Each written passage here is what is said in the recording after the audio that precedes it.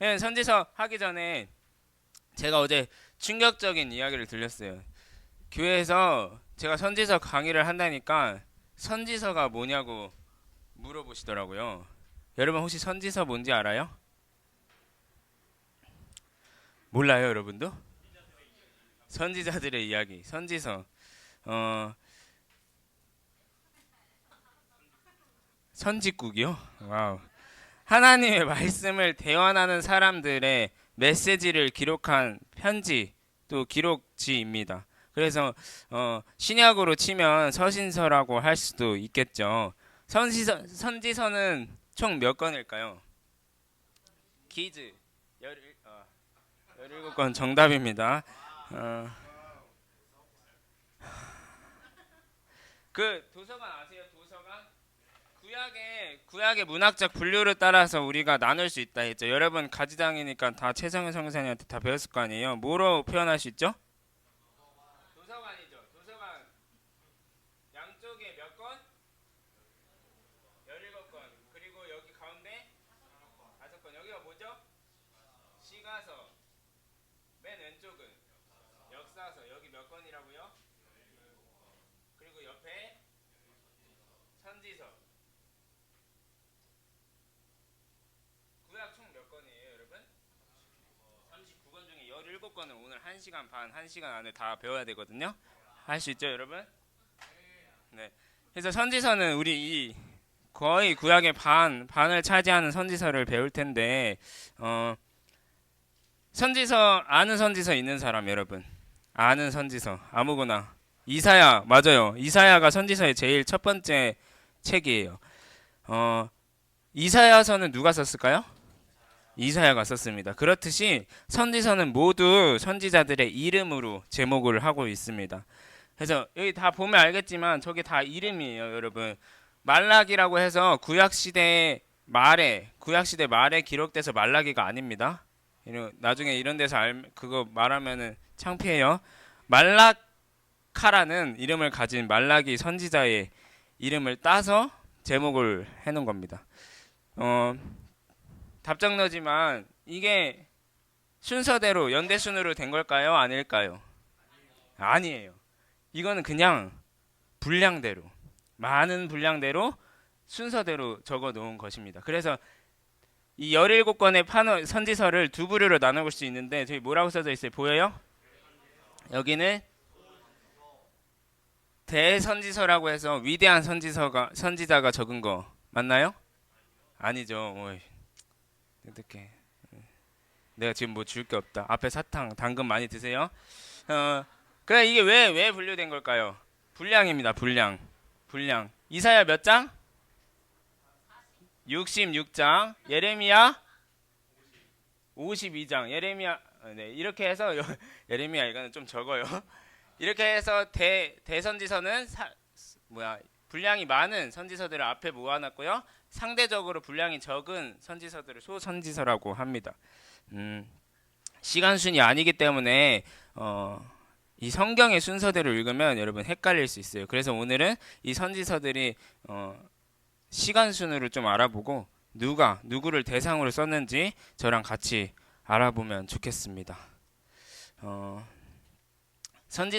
선지자들이 활동했던 시기는 크게 두 가지로 나눌 수가 있는데 첫 번째는 여러분 구약 파노라마 다 배웠잖아요. 선지자들이 이거 언제 나오죠? 이거 회개하라. 그렇지 않으면 이게 전후가 뭐예요? 이거 전에 뭐야? 분열왕국이 나오죠. 분열왕국 왕국 시대에 활동했습니다. 그리고 그 이후에 포로 시기까지 활동했습니다. 그래서 크게 두 개로 나눌 수 있어요. 분열왕국 때 활동했던 선지자들과 포로 시기 때 활동했던 선지자들. 이거를 쉽게 알려면 제가 파란색 칠해놓은 거 있죠. 대선지서에서 끝에서 2건, 소선지서에서 끝에서 3건.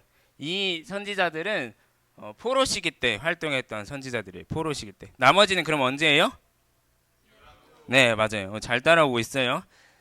우리 이제 본격적으로 들어가기 전에 우리 동작을 한번 해봅시다. 잠도 깰 겸 방금 밥 먹었으니까 어디서부터 하냐면 분열왕국부터 해볼게요. 분열왕국. 하실 수 있죠? 왜 다들 표정이 왜 이래? 다 까먹었어 벌써? 분열왕국. 분열왕국. 시작. 분열왕국 400년입니다. 분열왕국 400년. 남북 유다 이스라엘 8명. 그 다음에 말 회개하라. 그렇지 않으면 쫓겨나리라. 아수르 이스라엘 흩음. 70년 맞아요. 70년. 천천히 갈까요? 천천히. 귀환이죠. 그 다음에 누가 첫 번째로 귀환해요? 스룹바벨 성전 이거. 그 다음에 에스더 왕후, 에스라 백성, 느헤미야 성벽, 400년 침묵, 그리스도. 이 시기가 선지자들이 활동했던 시기라고요. 알겠죠? 그래서 이제 본격적으로 한 건 살펴보면서 이 선지자가 언제 활동했고 누구를 대상으로 활동했는지 간단하게 살펴보고 중요한 말씀 제가 한 절씩 뽑아왔거든요. 그거 읽고 한 권씩 보도록 하겠습니다. 첫 번째는 아까 도경과장이 얘기했던 이사야서입니다. 이사야는 이거 한번 동작했다고 숨이 차가지고 이사야는 여기 써있는 요담, 아하스, 히스기야 왕 때 활동했습니다. 여러분 빈칸이 쳐져 있는 게 있을 거예요. 잘 PPT를 잘 보시고 빈칸을 적으면서 들으시면 좋겠습니다. 아하스가 굉장히 사악한 왕이었는데요. 이때 당시만 해도 북이스라엘이 멸망했는데 그 아하스 왕이 이 멸망한 북이스라엘의 모습을 그대로 답습하기 시작했어요. 그래서 남유다도 이제 악한 길로 죄의 길로 빠져 들어가기 시작했습니다. 그래서 하나님이 이사야 선지자를 보내셔서 너네 이렇게 살다가는 북이스라엘처럼 멸망한다 라는 메시지를 보내시는 거예요. 특징이 있는데요. 이사야서는 아까 몇 장이라 그랬죠? 몇 장으로 이루어졌죠? 66장. 성경도 66권입니다. 근데 또 더 신기하게는요.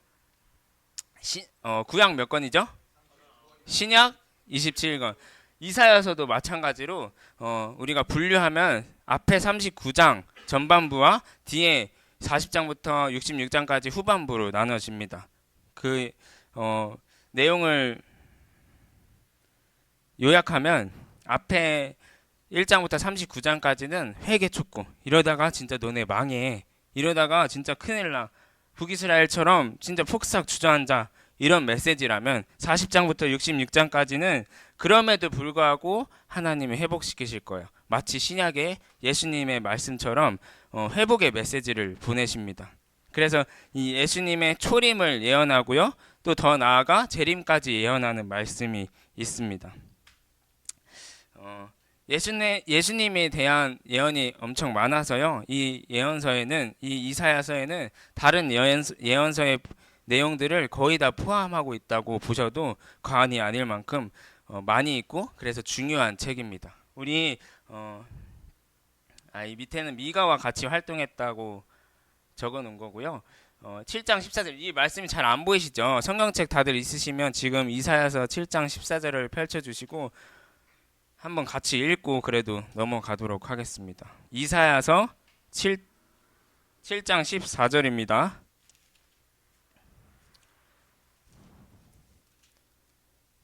다 찾으셨나요? 시작. 그러므로 주께서 친히 징조를 너희에게 주실 것이라. 보라, 처녀가 잉태하여 아들을 낳을 것이요 그의 이름을 임마누엘이라 하리라. 아멘. 이렇듯 예수님을 예언했습니다. 그 다음은 여기까지 이해되시나요? 이 정도 속도? 이사야서는 이렇게 끝나고요. 그 다음은 예레미야서입니다. 예레미야도 마찬가지로 사람 이름입니다. 예레미야는 52장으로 구성되어 있고 이제 이사야 선지자의 시대가 가고 예레미야의 시대가 오면 등장을 하면 남유다라는 어떤 나라도 멸망하는구나 라고 생각하시면 좋습니다.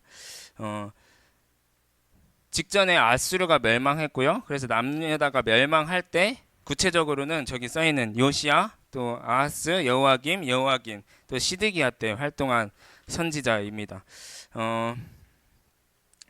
특별히 요시야 이 왕은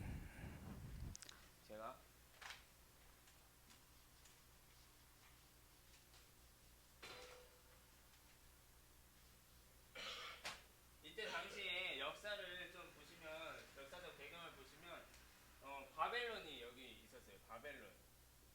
바벨론이 있고 여기에 아수르가 아직 있을 때 계속 침공을 했습니다. 바벨론이 아수르를 침략하고 아수르를 정복하려고. 그때 이집트가 여러분 애굽 아시죠? 애굽도 이 아수르를 살짝 넘보기 시작해요. 바벨론이 공격해서 약해졌을 때. 근데 유다가 어디 있어요? 남유다가 지역적으로 여기 사이에 있어요. 여기 남유다가 사이에 있어요. 그래서 아주 고래 싸움에 새우등 터지는 상황이 되는 거죠. 그래서 요시야 왕도 이 이집트가 아수르를 바벨론을 치러 올라갈 때 요시야 왕을 죽여버립니다. 그런 상황이 있고 특별히 여기 갈그미스라는 이 도시에서 얘네들이 막 치고받고 싸우는데 이 남유다가 어떻게 해요? 남유다가 이 백성들이 두 가지 부류로 나뉘어요. 바벨론이 이기니까 바벨론한테 붙어야겠다. 바벨론한테 붙어야 우리 나라가 살고 내가 살 수 있겠다. 또 한편으로는 어디예요? 애굽에 붙어서 바벨론 아니야. 애굽이 더 세. 애굽한테 붙어야 돼. 애굽한테 붙어야 우리가 살 수 있어. 근데 이러면 하나님이 좋아하실까요? 안 좋아하실까요? 당연히 안 좋아하시죠. 당연히 사람을 의지하고 당연히가 아니죠. 사람을 의지하고 사람을 힘있고 사람을 믿고 사람을 신뢰하는 이 과정 가운데서 하나님이 예레미야 선지자를 보내시는 겁니다.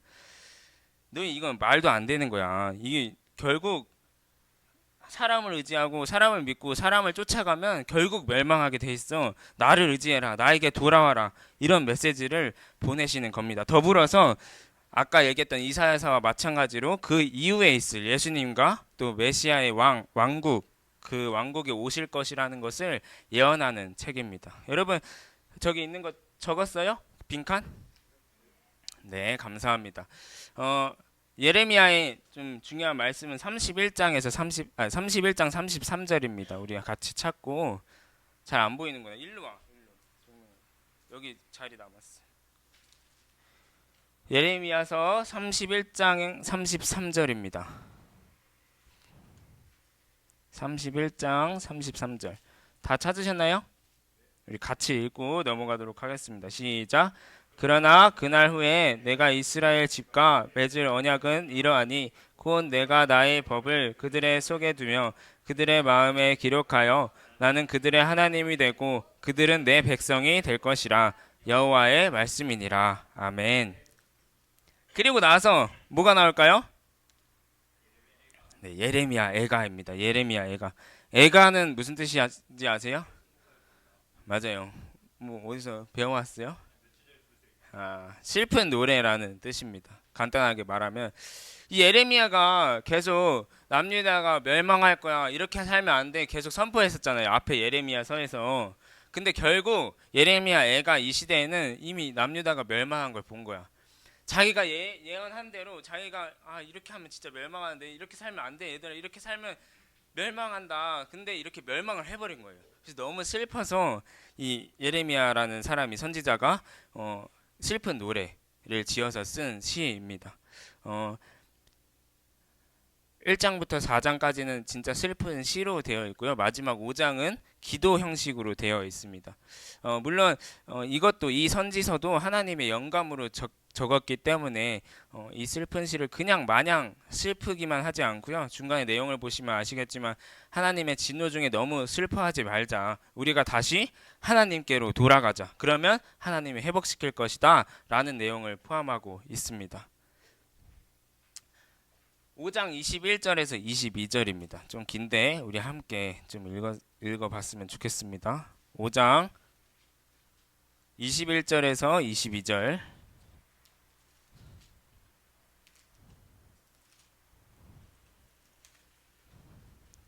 마지막 절입니다. 시작. 여호와여 우리를 주께로 돌이키소서. 그리하시면 우리가 주께로 돌아가겠사오니 우리의 날들을 다시 새롭게 하사 옛적 같게 하옵소서. 주께서 우리를 아주 버리셨사오며 우리에게 진노하심이 참으로 크시니이다. 아멘. 그 다음은 에스겔서입니다. 에스겔서. 에스겔은 아까 얘기했던 언제 활동했다 했죠? 저희 소선지서에서 끝에서 2권, 대선지서에서 끝에서 3권. 아까 포로 시기에 활동했다고요. 방금 배웠죠? 그래서 에스겔은 포로 시기 때 활동했던 선지자입니다. 근데 왜 분열 왕국을 같이 적어놨냐면요, 이 바벨론이 남유다를 장악할 때 이렇게 전쟁에 쳐들어갈 때 한 번에 멸망시킨 것이 아니죠. 몇 번에 걸쳐서 포로를 세 번에 걸쳐서 포로를 잡아가고 마지막 3차 포로 때 완전히 남유다가 멸망하는 것입니다. 근데 이 에스겔은 2차 포로 때 활동한 사람입니다. 2차 포로 때 바벨론으로 끌려갔어요. 그러니까 아직 남유다가 완전히 멸망한 것이 아니라 멸망하고 있는 도중인 것입니다. 그래서 남유다의 여호와긴, 시드기야 왕, 그리고 바벨론의 느부갓네살 왕 때까지 활동했던 선지자입니다. 에스겔서의 가장 큰 특징은 많은 환상이 아주 많이 적혀 있다는 것이에요. 여러분이 에스겔서를 읽어보시면 알겠지만 정말 많은 환상과 상징과 어떤 그런 이 이미지들을 보여주고 그것들을 통해서 말을 합니다. 어떤 말을 해요? 성전이 주제입니다. 이 성전이 다시금 회복될 것이고 다시 이 다시 성전이 멸망할 것이고 그리고 다시 회복될 것이다. 더불어서 메시아가 다시 오셔서 그 성전을 회복시키실 것이라는 것을 40장에 예언하고 있습니다. 이 포로로 끌려갔던 사람들은 아직도 하나님이 아니라 다른, 아까 누구였죠? 다른 나라. 누구는 애굽. 여기서는 애굽이 더 나올 거예요. 왜냐하면 바벨론이 포로를 끌려갔으니까 애굽을 다시 의지하는 거예요. 애굽이 바벨론을 쳐서 우리를 구원해 줄 거야. 애굽이 좀 더 세져서 이 바벨론을 멸망시켜 줄 거야. 그러면 우리가 살 수 있을 거야. 라고 생각을 합니다. 그래서 에스겔이 이제 하나님의 이 말씀을, 계시를 듣고 대언하는 거죠. 하나님께 돌아가야 된다. 우리는 애굽이 아니라 하나님을 의지해야 한다. 언젠가 다시 예루살렘으로 우리가 돌아가게 될 텐데 그 전에 우리가 회개해야 한다. 우리는 하나님만을 의지해야 한다. 그런 내용이 적혀진 선지서입니다. 다시 한번 정리하면 예레미야와 조금 시기가 겹치지만 무대가 다릅니다. 예레미야는 아까 어디였죠? 남유다 본진에서 자기 나라에서 전했고, 이 에스겔은 포로로 끌려가서 바벨론에 있는 바벨론의 포로로 끌려간 그 남유다 백성들에게 선포하는 것입니다. 말씀을 볼까요? 36장 26절에서 27절입니다. 36장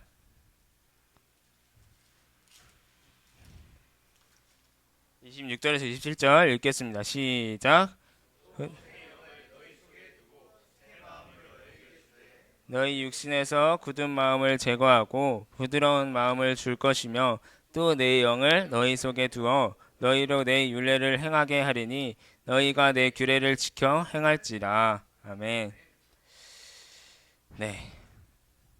많은 환상 그리고 성전 회복을 특징으로 잡은 선지서입니다. 다음은 다니엘서입니다. 대선지서의 마지막 권입니다. 다니엘은 많이 알고 있나요, 여러분? 다니엘은 좀 유명하죠. 분열 왕국과 마찬가지로, 에스겔과 마찬가지로 분열 왕국과 포로 시기 때 활동했고, 에스겔과 다르면은 먼저입니다. 에스겔보다 먼저. 다니엘은 1차 포로 때 잡혀갔습니다. 그러니 당연히 다니엘이 활동했던 무대는 바벨론이었습니다. 다시 말하지만 에스겔보다 먼저입니다. 그치만 이 분량 때문에 에스겔이 성경책에 먼저 나오고 그 다음에 다니엘이 나오는 것입니다. 이따가 시간 순으로 정리할 텐데 그때 다시 한번 말씀드리겠습니다.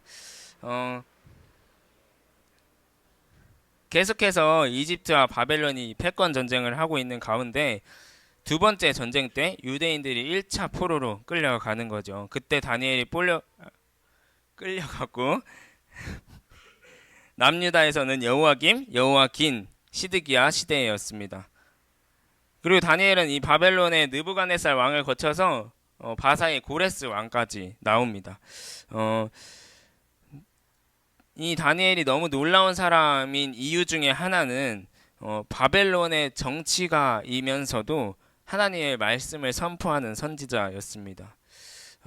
그 중에 제일 놀라운 것은 미래 왕국들에 대한 예언을 했다는 거예요. 이때 당시에는 1차 포로로 끌려갔고 아직 남유다가 멸망하기도 전인데 남유다가 멸망할 것이고 그치만 이 바벨론의 포로 생활하고 있던 이 바벨론도 멸망할 것이고 누구에게 의해서? 맞아요. 바사, 페르시아에게 의해서 멸망할 것이고 그 다음에 그리스, 그 다음에 로마, 다 하네.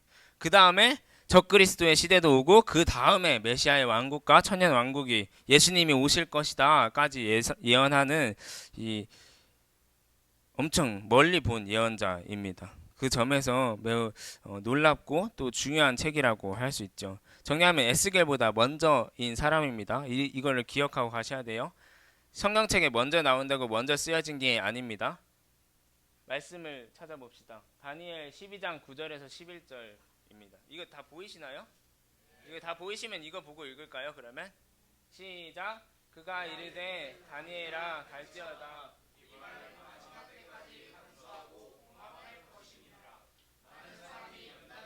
스스로 정결하게 하며 이게 할 것이나 악한 사람은 악을 행하리니 악한 자는 아무것도 깨닫지 못하되 오직 지혜 있는 자는 깨달으리라.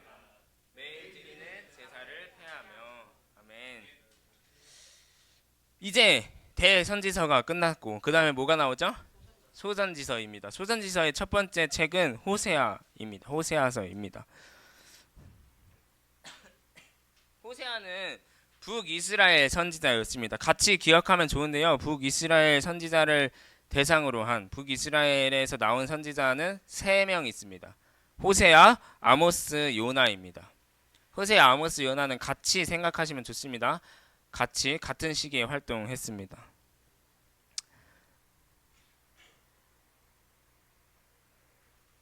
이 3명의 선지자만 북이스라엘 선지자고요. 나머지 13명의 선지자는 남유다 사람입니다. 여로보암 2세 때 활동했어요. 여로보암 2세 때 북이스라엘이니까. 이때는 북이스라엘이 시리아를 정복해서 정말 부유했던 황금기 전성기를 누리고 있던 시기였습니다. 그렇기 때문에 더 어떻게 돼요? 더 교만하고 더 타락하고 더 죄짓고 구체적으로는 이 당시에 바알 숭배를 들여오고요. 송아지 숭배를 들여와서 이 타락의 끝으로 완전히 가고 있던 시기였습니다. 그때 하나님은 호세아 선지자를 통해서 회개 촉구의 메시지 또 경고의 메시지를 주시는 것입니다. 호세아는 좀 특별한 선지자였어요. 제가 읽어봤을 때도 좀 다른 선지자와 다르게 자기 삶을 통해 선포합니다. 이 아내가 좀 특별한데 하나님께서 이 고멜이라는 사람이랑 결혼하라고 명령하셨거든요. 그래서 아내랑 결혼을 했는데 고멜이랑 결혼을 했는데 이 호세아서에서 나오는 표현을 그대로 빌리면 이 아내 고멜은 행음하는 아내였습니다. 우리말로 얘기하면 바람기가 있는 아내였어요. 호세아와 결혼했는데 그 결혼 언약을 깨고 다른 남자랑 눈이 맞아 간음을 하게 됩니다. 근데 그 사실을 호세아가 알게 되었을 때 별거를 하게 되는데 그럼에도 불구하고 호세아가 아내를 향한 사랑을 어떻게 해요? 지속해요. 그 사랑을 계속 지속합니다. 그랬을 때 결국 나중에는 이 호세아와 고멜이 다시 결합하게 되는 일이 있게 되고요. 이런 호세아의 결혼 생활을 통해서 하나님이 북이스라엘 백성들에게 얘기하시는 거예요. 메시지를 주시는 겁니다. 너희가 남편인 나를 버리고 떠나서 영적으로 간음하고 영적으로 행음했지만 내가 여전히 너희를 사랑하니까 내가 여전히 너희를 보니까 우리 다시 함께하자. 내게로 돌아와라. 내게로 다시 와라. 그런 회개 촉구 또 사랑의 메시지를 호세아서에서 말하고 있습니다. 근데 그럼에도 불구하고 북이스라엘은 어떻게 돼요? 네, 안 돌아왔죠. 안 돌아와서 결국 이 메시지를 주시고 40년 후에 아수르에 의해서 멸망을 당하게 됩니다. 이런 호세아서였고요. 호세아서의 가장 열렬한 하나님의 사랑을 표현하고 있는 말씀입니다. 우리 함께 읽어보겠습니다. 시작. 내 백성이 끝끝내 내게서 물러나니 비록 그들을 불러 위에 계신 이에게로 돌아오라 할지라도 일어나는 자가 하나도 없도다. 에브라임이여 내가 어찌 너를 놓겠느냐. 이스라엘이여 내가 어찌 너를 버리겠느냐. 아멘. 이런 하나님의 열렬한 사랑을 표현하고 있는 호세아서였습니다. 다음은 유에서입니다. 유에서는 어디 사람일까요? 아까 호세아, 아모스, 요나 제외하면 다 남유다 사람. 아주 똑똑하세요. 남유다 사람입니다. 여호사밧 왕 때 활동했고요. 특별히 오바댜와 같은 시기에 활동했던 선지자입니다.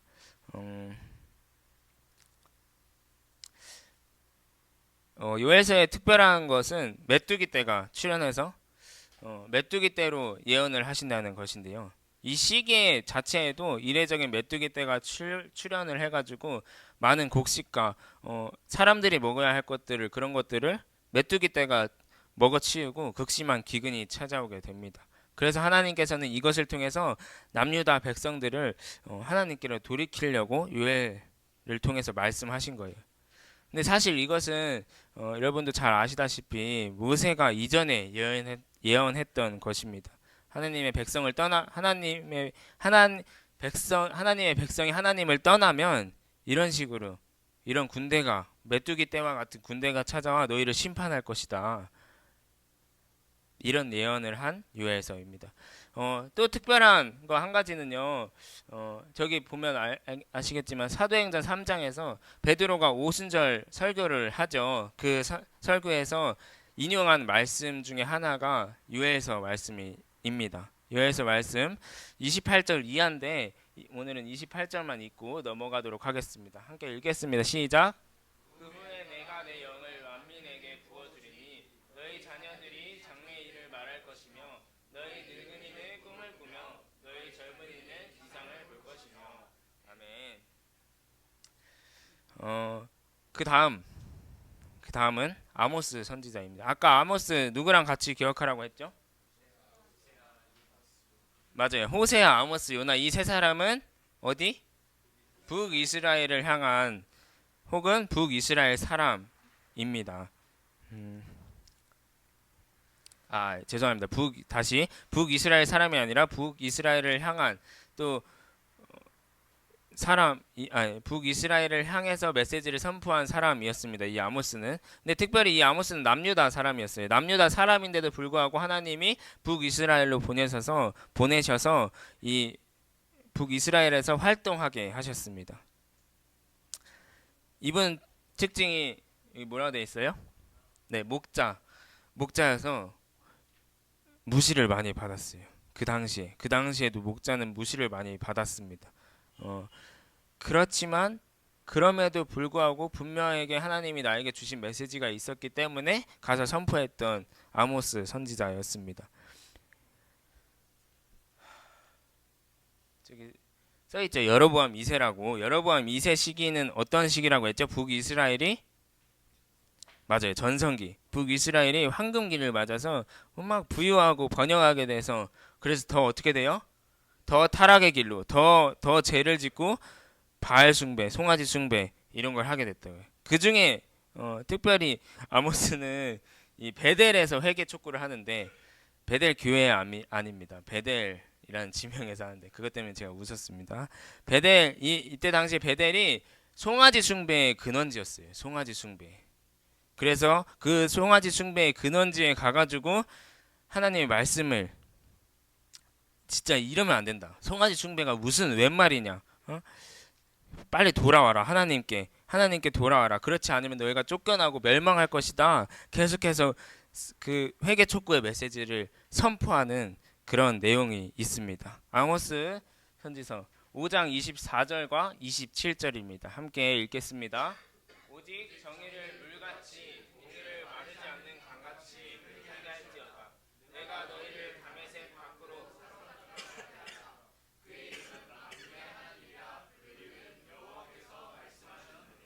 아멘.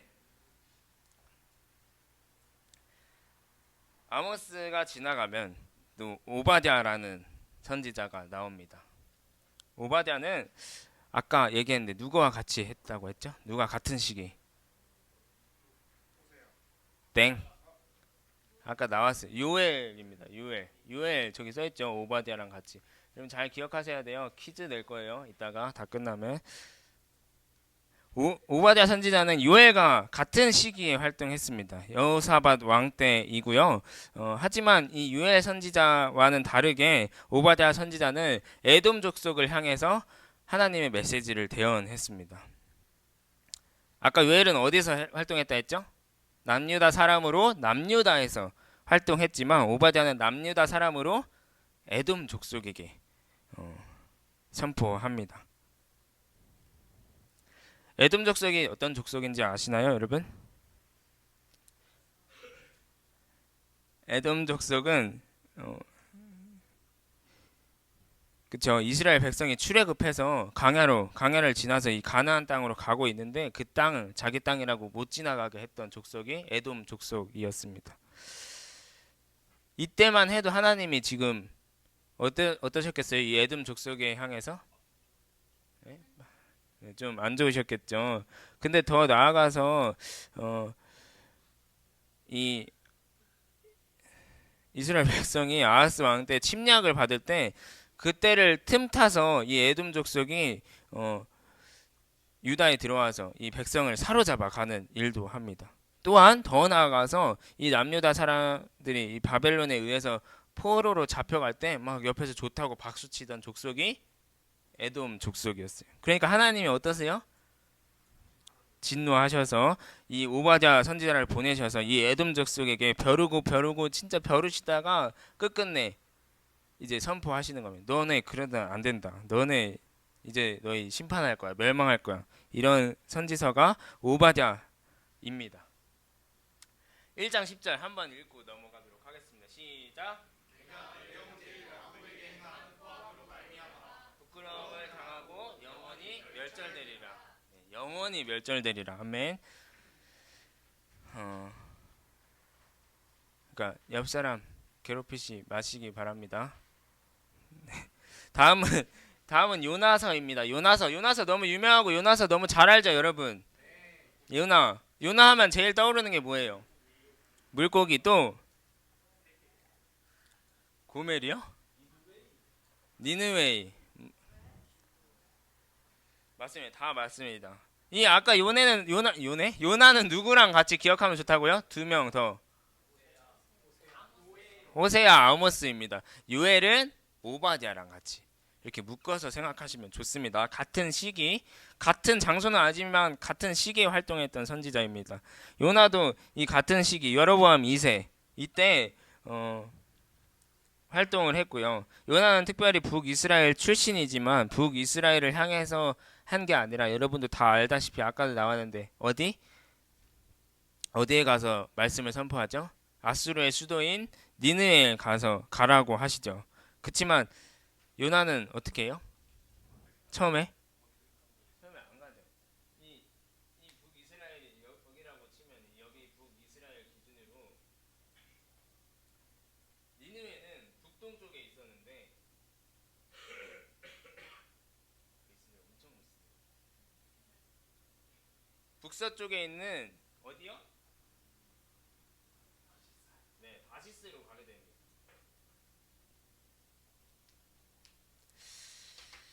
그래서 다시스로 가는 배를 타고 가다가 뭘 만나요? 폭풍우를 만나고 그래 거기서 제비뽑기를 하고 요나가 결정돼서 내던짐 당해지고 그래서 하나님이 뭘 예비하셔요? 얌얌이 아니죠? 얌얌일 수도 있겠네요. 물고기를 준비하셔서 물고기한테 삼켜지죠. 그때 며칠 물고기 뱃속에 있었는지 아세요? 사흘, 3일 있었습니다. 3일. 그래서 이거는 구약 성경에 나타난 예수님의 부활의 표적이기도 합니다. 예수님도 십자가에 달려서 죽으시고 며칠 만에 부활하셨죠? 네, 사흘입니다. 3일입니다. 이렇듯 요나는 예수님의 부활의 표적을 보여주고요. 또한 요나는 자기 나라가 아니라 지금 어디로 갔어요? 아수르의 수도 니느웨로 가서 어떻게 보면 우리로 치면은 해외 선교를 나간 것입니다. 구약에서 나타난 해외 선교를 볼 수 있죠. 그래서 결국 뭐 어떻게 해서 물고기 뱃속에 잡혀서 결국 가죠. 니느웨로 가죠. 여러분 내용 기억나요? 요나는 다 몇 번 했던 것 같아. 니느웨로 가는데 니느웨로 가서 결국 이렇게 하나님이 하라고 하시는 거 억지로 선포해. 너네 그러다가 멸망한다. 하나님께로 돌아와라. 회개해라. 그랬더니 이 니느웨 백성들이 어떻게 돼요? 회개하죠. 옷을 막 찢고 눈물 흘리고 내가 잘못했습니다. 하나님 이러면서 회개하니까 요나는 또 어떻게 돼? 요나는 삐져요. 맞아요. 요나는 뭐 그냥 삐져버려요.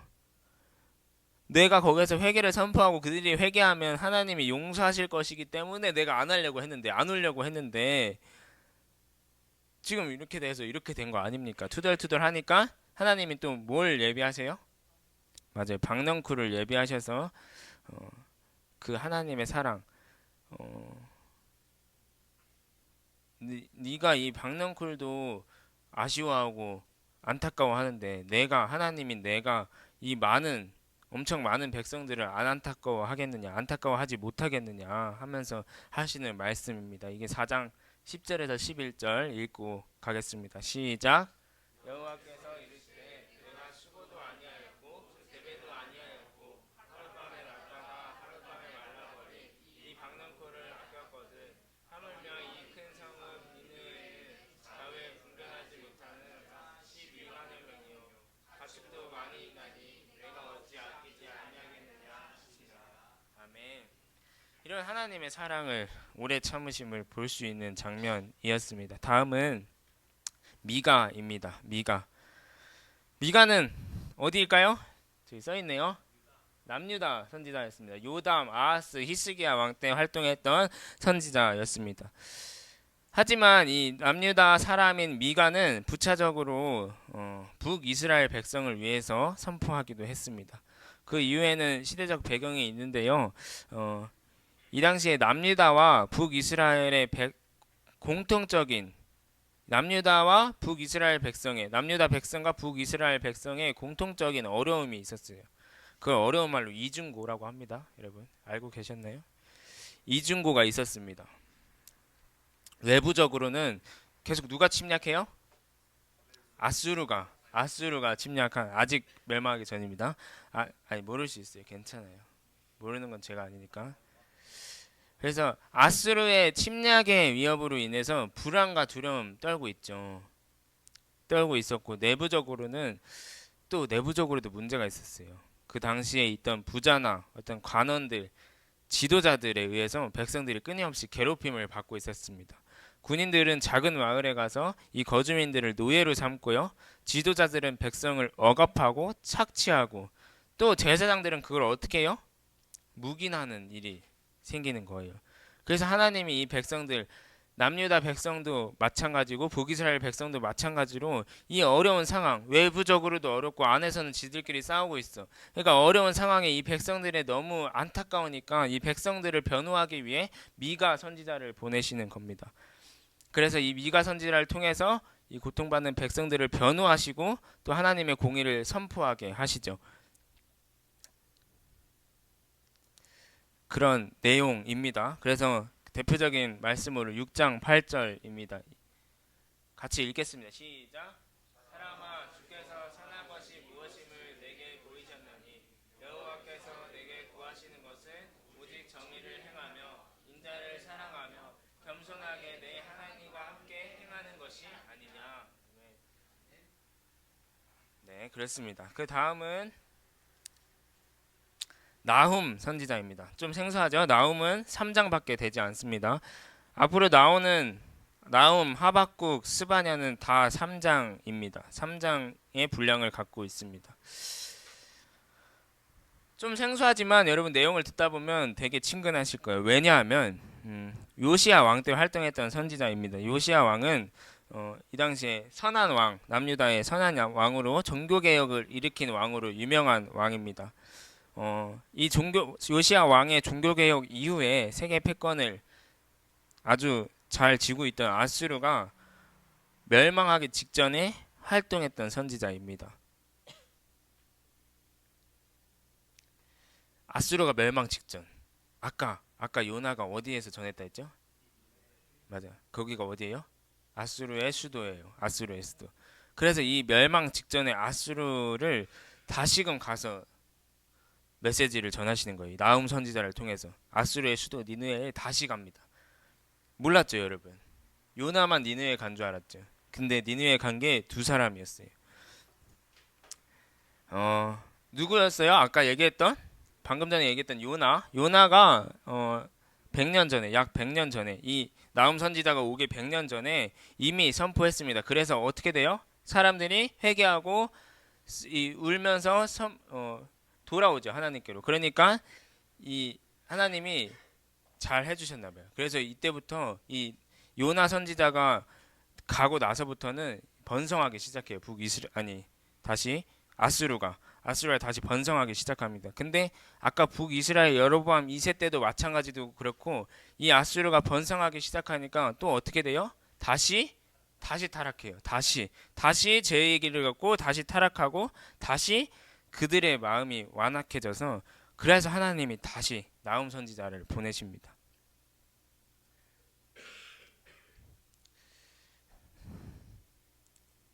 그래서 이 나훔서를 요나서의 후속편이라고 부르기도 합니다. 요나 이후 더 구체적으로는 약 110년 후에 하나님께서 이 나훔 선지자를 보내셔서 그들을 이제 심판하시는 내용입니다.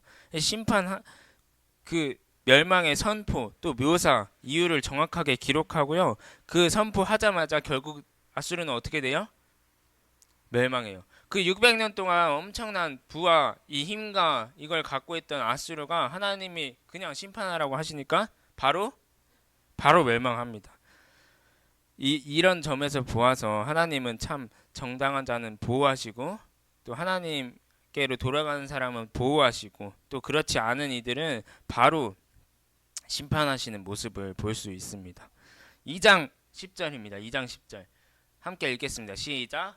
니느웨가 공허하였고 황폐하였도다.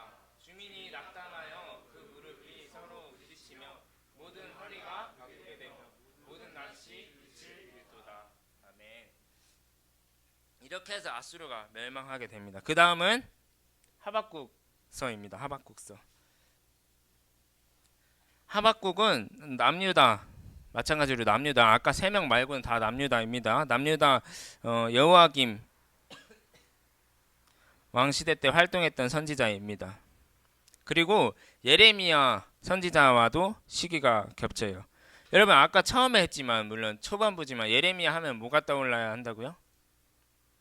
북이스라엘 멸망했고 그 다음에 결국 남유다도 멸망하는구나. 예레미야 선지자를 생각하면 남유다도 결국 멸망의 길을 걷는구나 라고 생각하시면 좋습니다. 그래서 그 시기와 겹쳐서 여기도 이제 남유다가 멸망하기 직전 상황인 것입니다.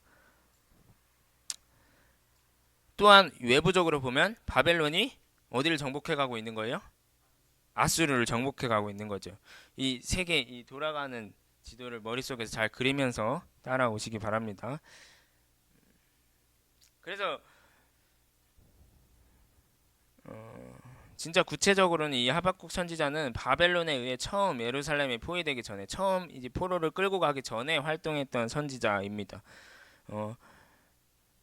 하지만 그 멸망하기 직전임에도 불구하고 이 백성들이 어떻게 했을까요? 멸망하기 직전인데도 불구하고 이 종교 지도자들이나 정치인들이 발음하기도 어려워. 정치자들이 계속 끊임없이 악을 행하고 있는 상황이었어요. 그래서 하박국 선지자는 의문이 드는 거예요. 왜 이런 안타까운 상황 가운데서도 하나님은 이 악들을 바로 심판하지 않으시는가? 또한 왜 하나님은 더 악한 나라 이 바벨론을 이용하셔서 우리를 심판하려고 하시는가, 이런 의문이 있었던 선지자였습니다. 그래서 하박국서 1장 2장에 보시면 아시겠지만 질문이 엄청 많습니다. 그래서 질문의 선지자라고 부르기도 합니다. 그래서 하박국서는 이 질문을 계속 던지고 대답해 주시고, 하박국이 질문을 던지면 하나님께서 대답해 주시는 이런 형식으로 쓰여 있고요. 그런 답 가운데 하나님께서 하시는 말씀이, 엄청 유명한 말씀이 의인은 믿음으로 살리라 라는 유명한 말씀이 나옵니다.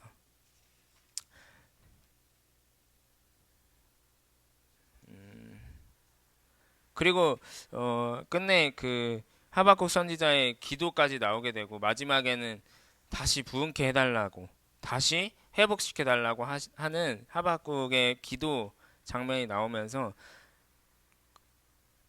이후에 하나님이 그렇게 해주실 것이다, 회복시켜 주실 것이다 하는 환상 계시까지 나오고 마치게 됩니다. 그래서 우리 함께 2장 4절을 함께 읽고 넘어가도록 하겠습니다. 시작. 보라, 그의 마음은 교만하여 그 속에서 정직하지 못하나 의인은 그의 믿음으로 말미암아 살리라. 아멘. 아멘. 믿음으로 말미암아 살아가십시오. 그 다음은 스바냐입니다. 스바냐도 조금 특별한 왕입니다. 왕이란다. 다시, 스바냐도 좀 특별한 선지자였습니다. 왜 왕이라고 나왔냐면 왕족이어서요.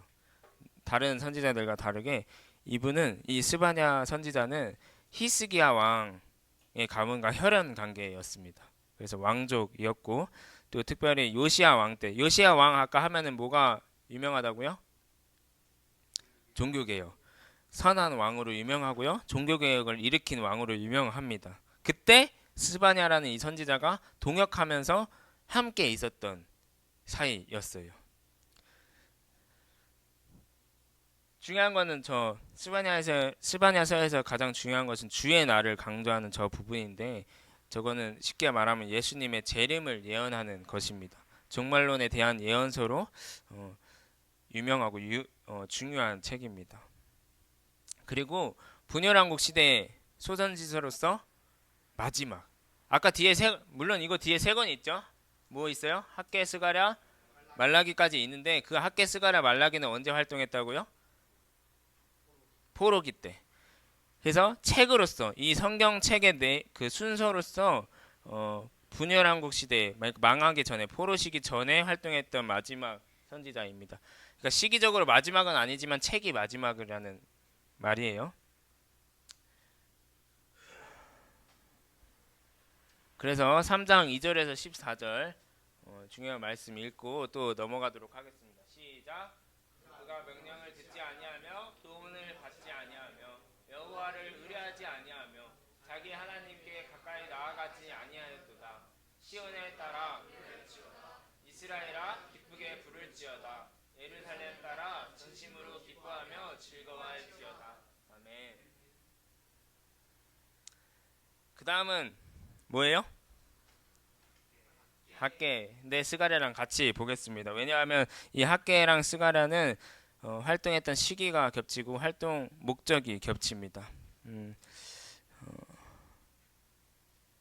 바벨론이 아수르를 멸망시키고 몇 번에 걸쳐서 가져가죠? 포로를 3번에 걸쳐서 끌고 가죠. 그리고 몇 년 있죠? 70년 있죠. 70년. 그렇게 지내다가 결국 이 바사, 그러니까 우리말로 하면 페르시아에 의해 바벨론 제국이 멸망하게 됩니다. 그러면서 어떻게 해요? 그 고레스 왕이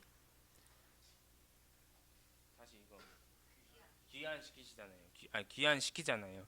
그래서 그 귀환하는 가운데 1차로 약 5만 명 정도가 귀환했다고 합니다. 그래서 하자마자 성전을 다시 건축하기 시작하죠.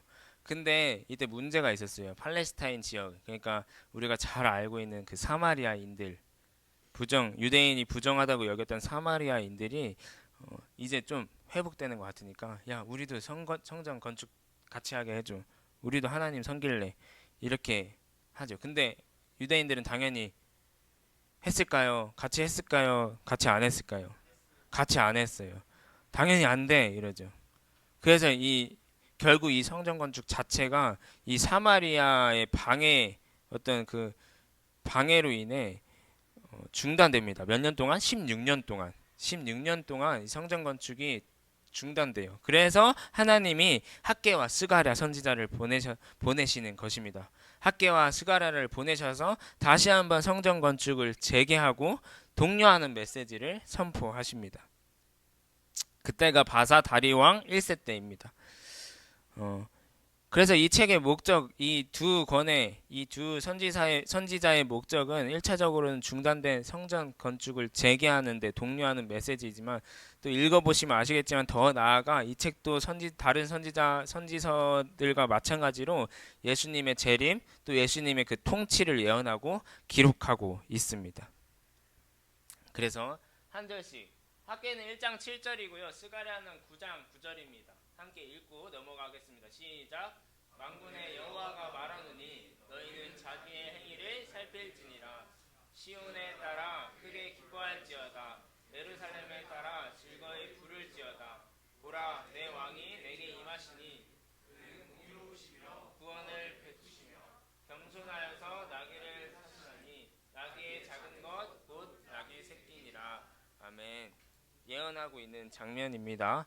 마지막 어떤 책이요? 말라기입니다. 아까도 말했지만 말라기는 구약 시대의 마지막이 아니죠.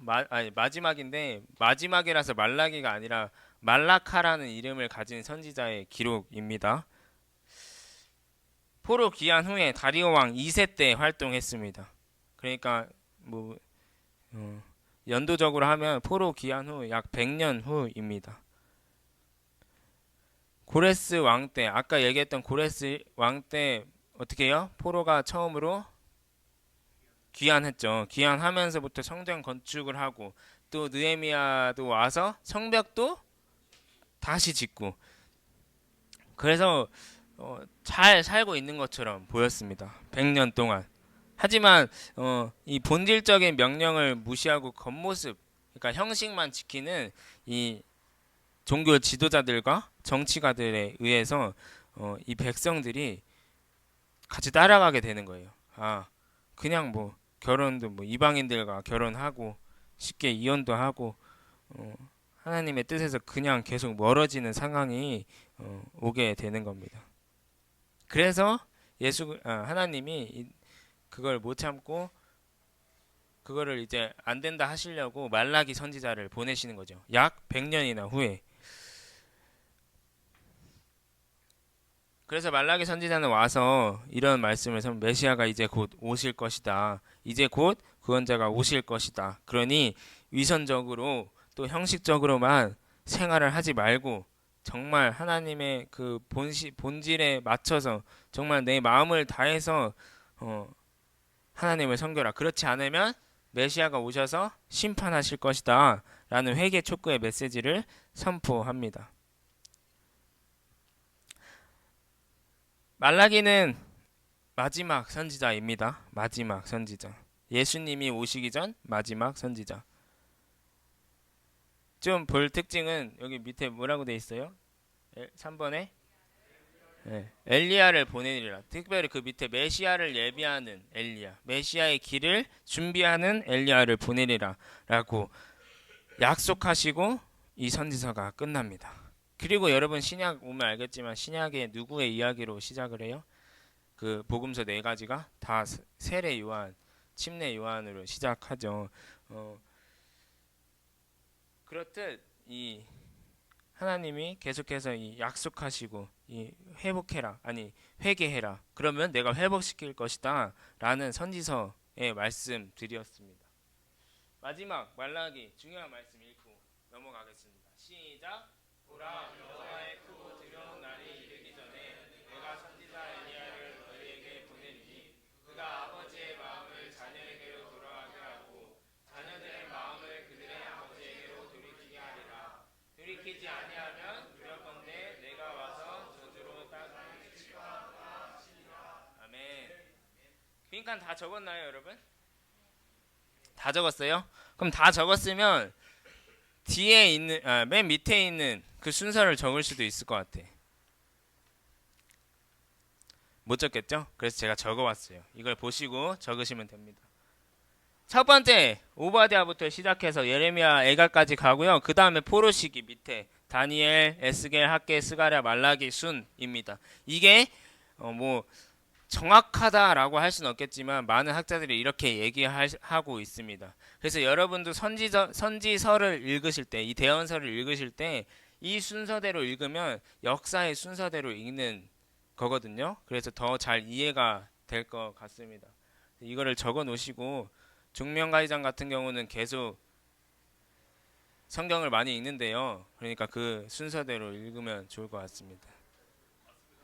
빨리 적으세요.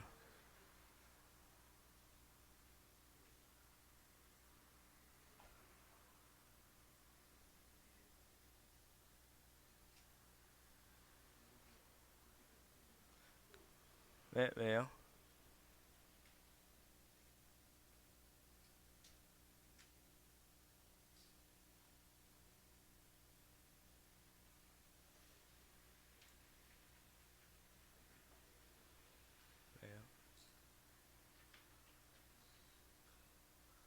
뭐 이상한가요?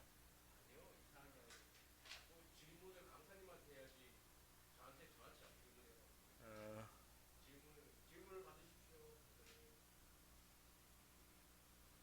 질문이요? 다음에 받으면 안 돼.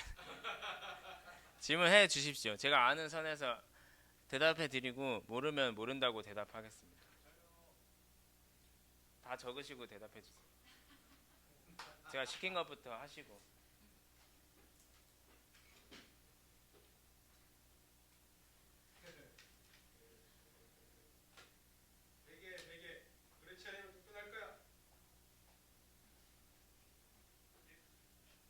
다 적었나요? 질문이 뭔데요?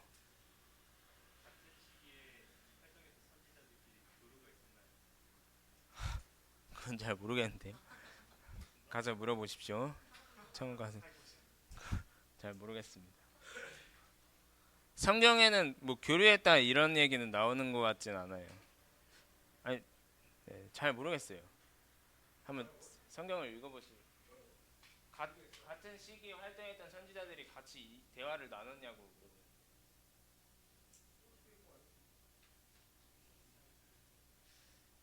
네.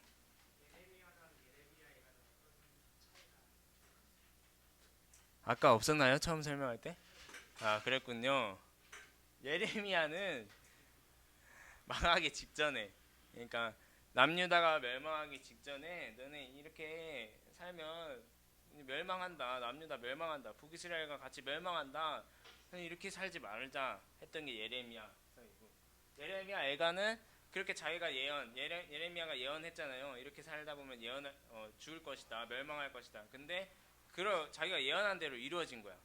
그래서 너무 슬퍼서 슬픈 시를 적은 게 예레미야 애가입니다.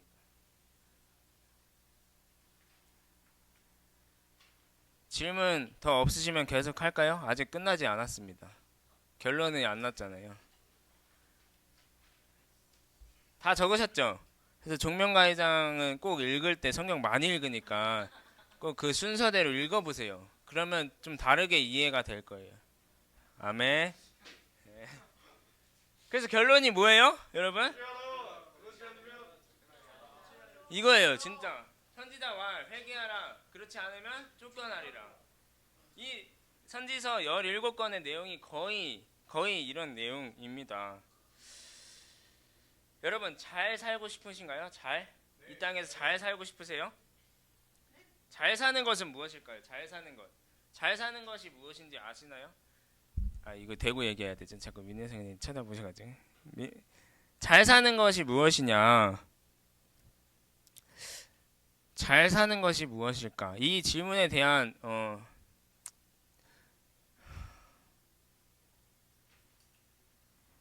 우리가 우리가 어떻게 살아야 하는지에 대해 알면은 우리가 잘 사는 것이 무엇인지 알 수 있을 것 같아요. 맞나요?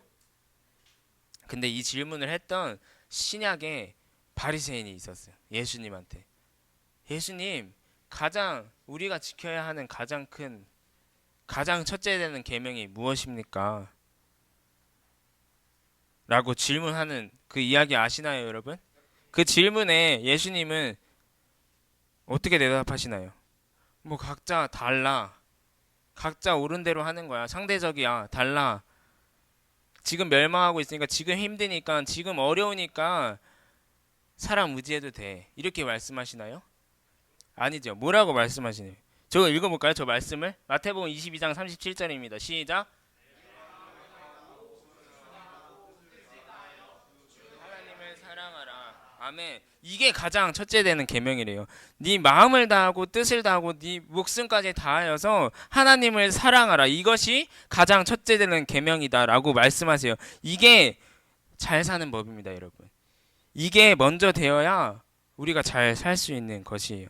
우리가 오늘 선지서를 통해서 쭉 봤지만 이 선지서들의 백성들이 어땠어요? 계속 하나님을 사랑하지 않고 하나님과 멀어지고 하나님께로 돌아가지 않아서 결국 어떻게 돼요? 잘 살지 못하게 돼요. 멸망하게 돼요. 우리는 이 선지서를 공부하는 데서 뭐 지식적으로 어느 시기에 어느 지역에서 하는지 봤지만 거기에서 끝나는 것이 아니라 이 선지서를 통해서 하나님이 하시고 싶으신 말씀은 돌아오라는 거예요. 하나님께 회개하라는 거예요. 회개. 저 선지자의 시대처럼 각자 옳은 대로 또 내가 좋아하는 것들로 우상을 만들어서 그냥 살아가고 있지 않느냐는 것입니다. 우리 함께 돌아갔으면 좋겠습니다. 그래서 우리 찬양했으면 좋겠는데요. 찬양하고 기도하고 마무리하도록 하겠습니다. 그걸로 할 것 같았지만 한번 꼬았습니다. 저도 그거를 많이 떠올라서 그 찬양을 생각했는데 한번 다시 일어나라는 찬양입니다. 여러분 다시 일어납시다. 아니 일어나라는 게 아니라 하나님께로 돌아가죠. 다시금 우리가 이 주저앉은 데에서 하나님을 안 보고 보고 있는 데에서 다시 돌아가죠. 하나님께 돌아갑시다. 우리 함께 찬양합시다. 나는 내 마음의 복음이